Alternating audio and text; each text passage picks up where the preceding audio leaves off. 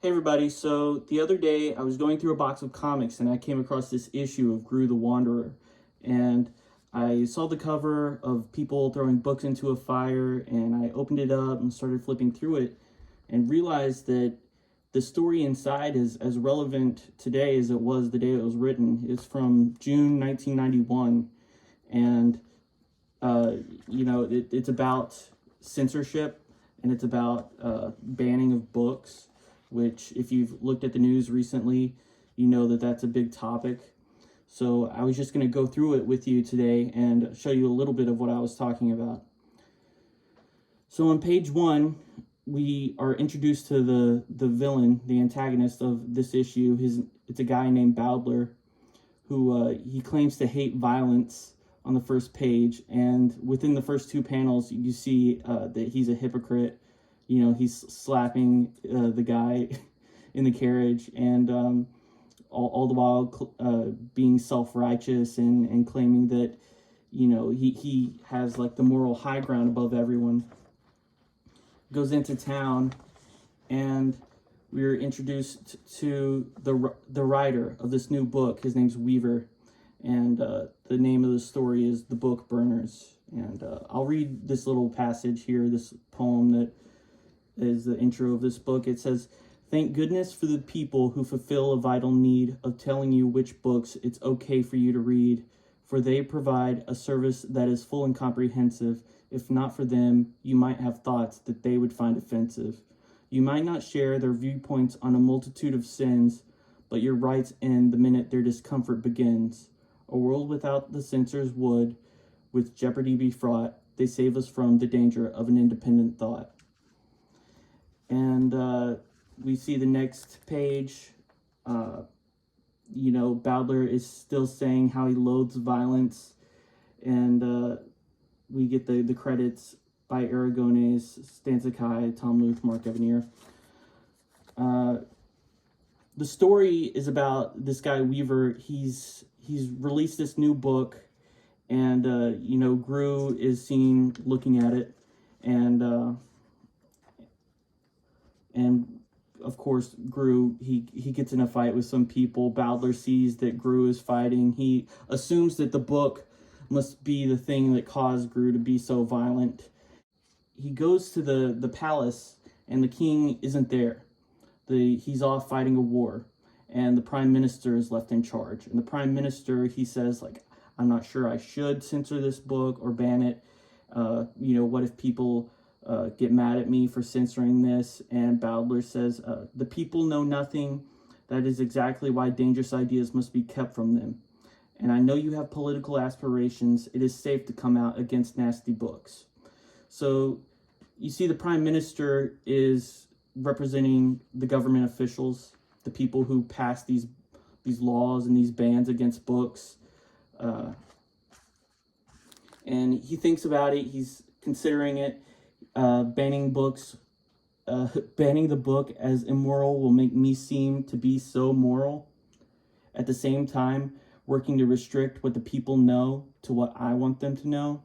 So the real motivation here is to control the information and to make a dumber civilization, to like dumb them down. They'll be easier to control. So the prime minister agrees. They take Weaver into custody and they throw him into the dungeon where he continues to write. Meanwhile, these guards are collecting the books and throwing them into a big pile. Any of the people who come out against this book banning, like this guy here, Scrivener, he says he's a writer and he's against the banning of books. So Bowdler says, "So you're on the side of that subversive criminal, ban all books by Scrivener." So you see, like, anyone who comes out in support of these people, of these authors, they are putting themselves at risk too. And we see, like, the guy who owns the bookshop, he's throwing away the books by Scrivener and by Weaver. We see, this is my favorite panel. It says, "Carrie, I thought you had finished writing your book." He says, "I did. However, if my book is to reach the readers, I must eliminate anything that Bowdler might object to." This is my favorite panel because this is what will happen if if people are afraid that their book might be banned, it will create self-censorship where people can't be honest and artists are afraid to follow their integrity. They'll be pressured into submitting to whatever whatever the censors deem appropriate. So they close up the bookshop. He goes out of business, and they start controlling what entertainment the townspeople can see. And of course, it's all just like stupid, dumbed down puppet shows. And Groo is the only one who's entertained because he was already an idiot. And we see that the puppet show, it's violent too. So again, like the hypocrisy of Bowdler saying how much he abhors violence, but even the stuff that he, produces is violent. Really, it was never about the violence. It was only making, like a placated civilization, a placated community, more easy to rule over. You see the prime minister, he says, the people seem to find it boring and uninteresting. He says, but it is good for them. They will like it or else. And Groo gets in another fight because of course he does. And Bowdler says, wow, that book must have really had an effect on him. And so they begin the book burning, and we see Weaver, he's still in the dungeon, and he's sad because all of the books are being destroyed. And on the next page, we cut to the war where the king is. And he gets word of Bowdler and the prime minister and the book burnings. And he gets on his horse. And I love this panel too of the king's so fat that the horse is like stressed. His body language and his expression on his face is like, he's worried that he's going to have to carry this guy. So back to the story. Bowdler says, we've destroyed every book in the kingdom and made it a crime to write or sell another. So I'm working on the speech that will rally the people to overthrow the king and elect me. About that time, the king shows back up, and he's mad, and he hears them talk about, overthrowing him. The king says, this talk of books making people violent is absurd. You merely show contempt for those you cannot control. And Bowdler says, no, books do cause violence, sire. And the king says, if you cannot prove that, then that means you're head. And he decides that there's going to be a trial. And so at the trial, they call Groo as a witness. Bowdler does. And he asks him, how many people have you killed? Groo says, a lot.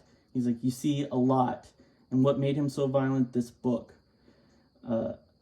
He says, I with my very eyes saw him reading this evil, treacherous book, Weaver, in which he slew many men. I, on the other hand, have never read this book, and I have killed but a few men. That proves this book causes Groo's violence.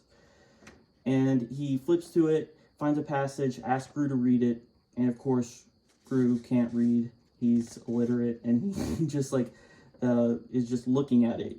So that proves that he never read the book, and they execute Bowdler and the prime minister off panel. And at the end, we're given the moral. It says, those who would protect you from words would protect you from your right to think.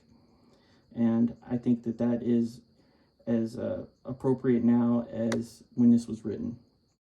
Even though it is silly and meant for kids, I still like that it's able to make a statement on freedom of speech and the control of information. Thank you for watching, and I invite you to read more Groo. It's a great series, and I've really enjoyed revisiting this. Thanks. Bye.